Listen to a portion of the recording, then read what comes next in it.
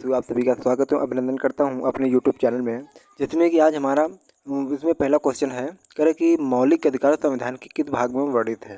कह रहा है कि मौलिक अधिकार संविधान के किस भाग में वर्णित है। तो आप लोग बताइए इसमें कौन सा ऑप्शन सही हो जाएगा। तो आप लोग बता दो इसका ऑप्शन नंबर बी सही हो जाएगा। कौन सा? इसका ऑप्शन नंबर बी, यानी कि भाग 3 में जो है मौलिक अधिकार के बारे में वर्णित किया गया। ठीक है। क्वेश्चन नंबर दूसरा है, कह रहा है कि भारत के संविधान का भाग तीसरा संबंध है। तो ये भाग तीसरा किससे संबंधित है? तो यह जो है मूल अधिकारों से संबंधित है। इसका ऑप्शन नंबर सी सही हो जाएगा। कौन सा? इसका ऑप्शन नंबर सी सही हो जाएगा। ठीक है। क्वेश्चन नंबर तीसरा कह रहा है कि मूल अधिकारों को सर्वप्रथम किस देश में संवैधानिक मान्यता प्रदान की गई थी। तो आप लोगों को बता दो कि इसमें जो है इसका ऑप्शन नंबर बी, संयुक्त राज्य अमेरिका में जो है सर्वप्रथम संवैधानिक मान्यता प्रदान की गई थी। किसको? मूल अधिकारों को। ठीक है। तो इसका ऑप्शन नंबर बी सही हो जाएगा। क्वेश्चन नंबर चौथा है, कह रहा है कि भारतीय नागरिकों के मौलिक अधिकारों का वर्णन है। कह रहा है कि भारतीय नागरिकों के मौलिक अधिकारों का वर्णन किस में है? संविधान अनुच्छेद 12 से 35 में, या फिर संविधान के अनुच्छेद 13 से 36 तक, या फिर संविधान के 12 से 39 तक, या फिर संविधान 16 से 40 तक। तो बताइए इसमें कौन सा ऑप्शन सही हो जाएगा। तो आप लोगों को बता दो इसका ऑप्शन नंबर ए सही हो जाएगा। कौन सा? ऑप्शन नंबर ए, संविधान के अनुच्छेद 12 से 35 तक। किसमें? संविधान के अनुच्छेद 12 से 35 तक इसमें मौलिक अधिकारों के बारे में वर्णन किया गया है। क्वेश्चन नंबर पाँचवा है, कह रहा है कि डॉक्टर भीमराव अम्बेडकर ने क्या करा है। क्वेश्चन नंबर पाँचवा है, कह रहा है कि डॉक्टर भीमराव अम्बेडकर ने भारतीय संविधान के किस भाग को सर्वाधिक आलोकित भाग कहा है। किसको कहा है? भाग 1 को कहा है, या फिर भाग 2 को कहा है, या फिर भाग 3 को, या फिर भाग 4 को।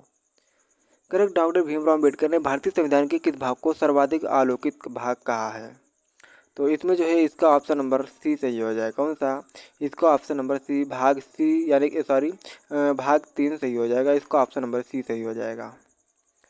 क्वेश्चन नंबर छठा है, कह रहा है कि मूल अधिकार, ठीक है, क्या कह रहा है, मूल अधिकार मूल कहलाते हैं क्योंकि वह न्यायालयों द्वारा परिवर्तनीय है, या फिर संयुक्त राष्ट्र मानवाधिकार घोषणा पत्र के अनुरूप है, या फिर सरलता से संशोधनीय नहीं है, या फिर मानव के प्राकृतिक और अप्रतिदेय अधिकार है।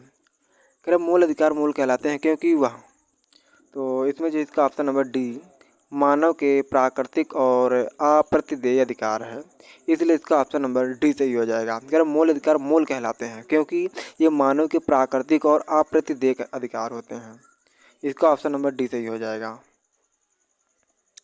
क्वेश्चन नंबर 7वां है, कह रहा है कि भारतीय, क्या कह रहा है, कह रहा है कि भारतीय संविधान के भाग 3 में कुल कितने अनुच्छेदों में मूल अधिकारों का वर्णन है।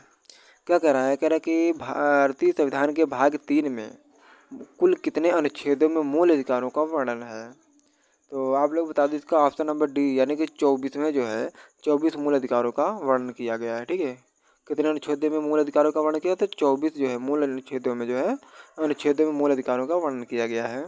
तो इसका ऑप्शन नंबर डी सही हो जाएगा। ये question very very most important है, जो हर एग्जाम में पूछा जाता है। क्वेश्चन नंबर 8वां करें कि भारत में कितने मौलिक अधिकार दिए गए थे। तो करें कि प्रारंभ में कितने मौलिक अधिकार दिए गए थे? 6, 7, 4, 5। तो बता दो किसमें जो है इसका ऑप्शन है बी, यानी कि प्रारंभ में जो है मौलिक अधिकारों की संख्या कितनी थी?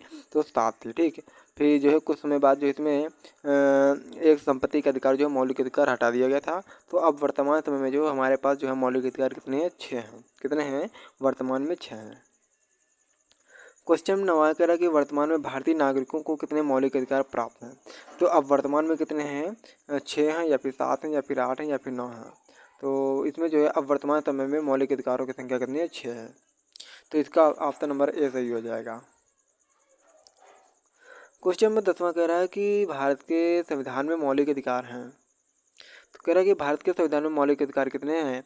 मूल संविधान का हिस्सा था, सॉरी, कह रहा है कि भारत के संविधान में मौलिक अधिकार, ऑप्शन नंबर ए देखा, मूल संविधान का हिस्सा था, चौथे संशोधन द्वारा जोड़े गए थे, या फिर संसद द्वारा 1952 में जोड़े गए थे, या फिर 42वें संविधान संशोधन द्वारा जोड़े गए थे।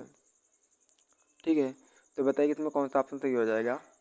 तो ये जो है मूल संविधान का हिस्सा था, ना तो ये चौथे संविधान में जोड़ा गया था, ना तो 1952 में जोड़ा गया था, ना ही 42वें संविधान संशोधन में जोड़ा गया था।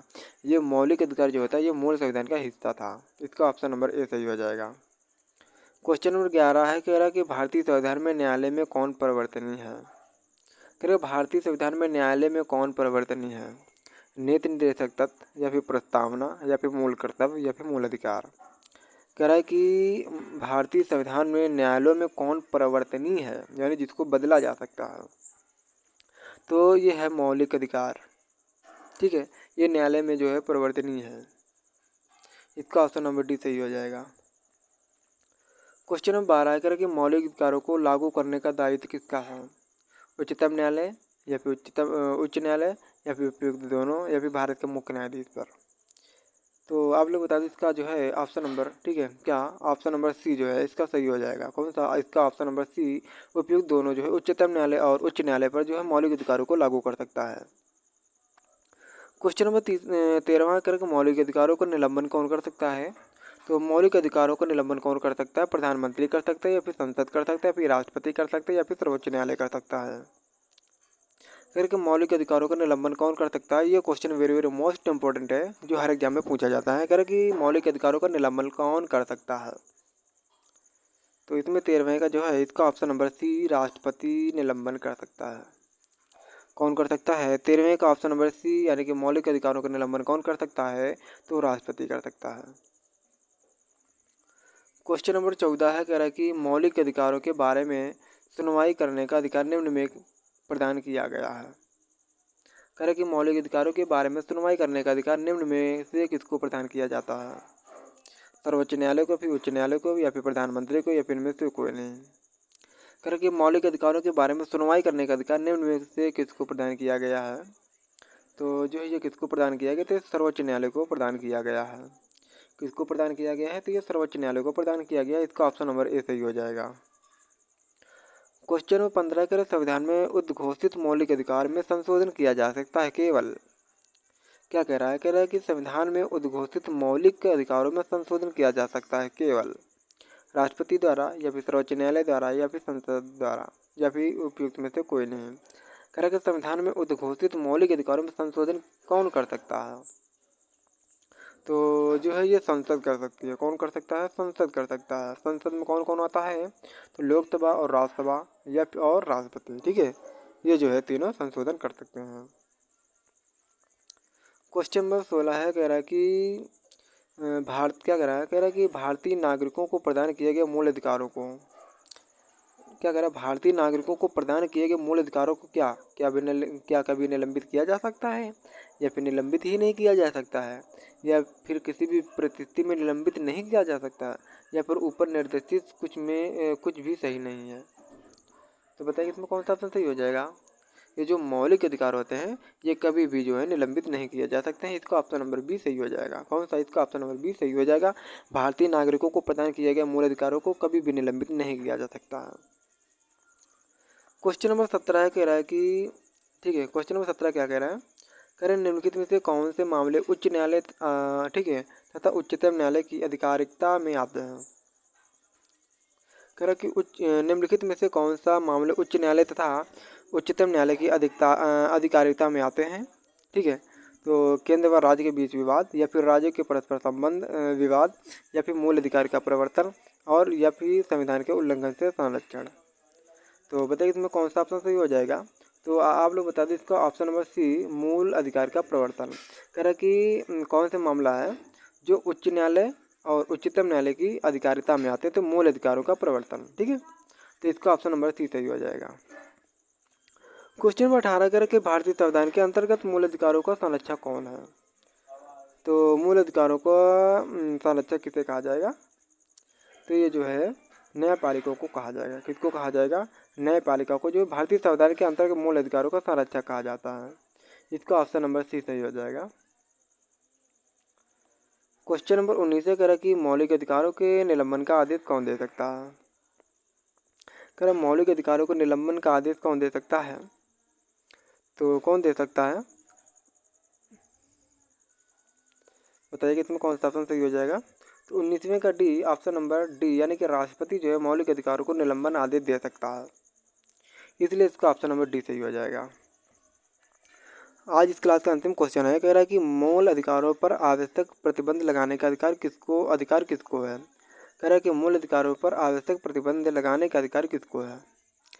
कह रहा है कि मूल अधिकारों को आवश्यक प्रतिबंध लगाने का अधिकार किसको है, राष्ट्रपति को है या फिर संसद को या फिर न्यायपालिका को या फिर इनमें से कोई नहीं।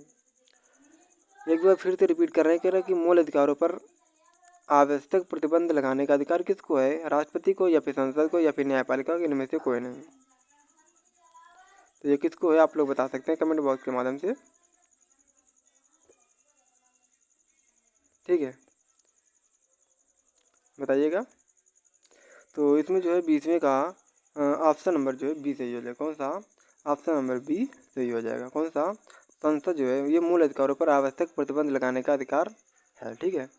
तो इसका जो है ऑप्शन नंबर बी सही हो जाएगा। अगर मूल अधिकारों पर आवश्यक प्रतिबंध लगाने का अधिकार किसको है, तो ये संसद को है। तो आज हमने जो है क्वेश्चन नंबर 1 से लेकर 20 तक देख लिया है मूल अधिकार के बारे में। अब इसके आगे जो है हम पढ़ेंगे नेक्स्ट वीडियो में। तब तक आप लोग अपना ध्यान रखिएगा, मस्त रहिएगा। जय हिंद, जय भारत, वंदे मातरम।